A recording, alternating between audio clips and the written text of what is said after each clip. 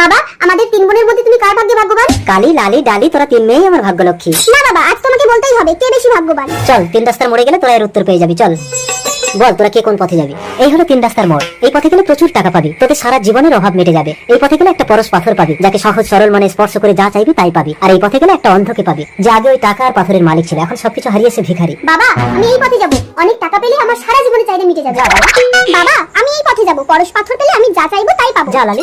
বাবা, আমি এই পথে গিয়ে অন্ধ ভিখারির সাহারা হতে চাই। যা কালি। তো তার আগে তুমি যদি চাও তোমার মা জান্নাতে যাক, তাহলে এই ভিডিওটিতে লাইক করে চ্যানেলটিকে সাবস্ক্রাইব করে দাও। আর যদি চাও জাহান্নামে যাক, তাহলে কিছুই করতে হবে না, আর কমেন্ট বক্সে আই লাভ ইউ মা লিখে যাও।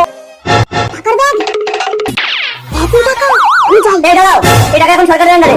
এই টাকা চুরি করার অপরাধে আমি তোমাকে অ্যারেস্ট করলাম।